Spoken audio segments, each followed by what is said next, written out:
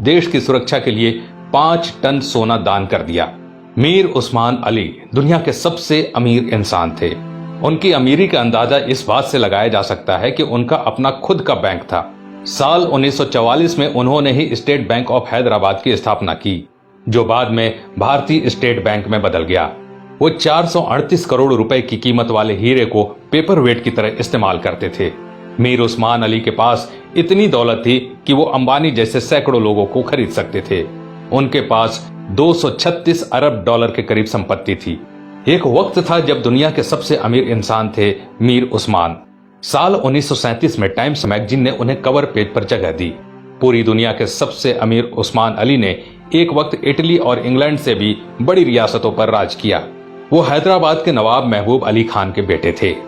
आजादी से पहले तक वो हैदराबाद के निजाम रहे और फिर जनवरी 1950 को हैदराबाद के पहले राज्य प्रमुख बने। मीर उस्मान अली भारतीय इतिहास में सबसे ज्यादा दान देने वाले शख्स हैं। साल 1962 में भारत चीन युद्ध के वक्त मीर उस्मान ने भारत की सरकार को 5 टन सोना दिया था, जो कि किसी भी शख्स द्वारा दिया गया अब तक का सबसे बड़ा दान है।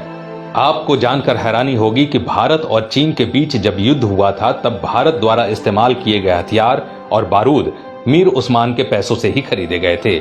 अगर मीर उस्मान 5 टन सोना दान न करते तो भारत के बड़े हिस्से पर चीन का अधिकार हो जाता।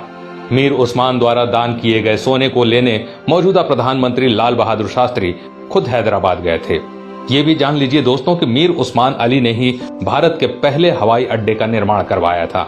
उस्मानिया यूनिवर्सिटी हैदराबाद की स्थापना भी मीर उस्मान ने ही की थी, जो आज भारत की सबसे बड़ी यूनिवर्सिटीज में से एक है। उस्मान अली ने दान देते वक्त कभी किसी का मजहब नहीं पूछा। उन्होंने जहां एक तरफ अलीगढ़ मुस्लिम यूनिवर्सिटी को 5 लाख रुपए दान किए, वहीं बनारस हिंदू यूनिवर्सिटी को 10 लाख रुपए भेजे।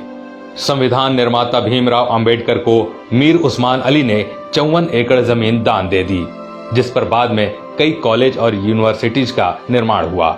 मीर उस्मान की सादगी का इसी बात से अंदाजा लगाया जा सकता है कि उन्होंने एक टोपी और एक कंबल में अपनी पूरी जिंदगी गुजार दी। यहाँ तक कि उन्होंने कभी सोने और चांदी के बर्तनों में खाना तक नहीं खाया।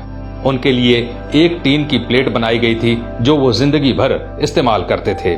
निजाम म्यूजियम में मौजूदा दस्तावेजों के मुताबिक मीर उस्मान का जनाजा दुनिया का सबसे बड़ा जनाजा था। मीर उस्मान अली कहा करते थे कि जब तक निजाम जैसा मुसलमान जिंदा है, इस धरती की तरफ कोई आंख उठाकर भी नहीं देख सकता।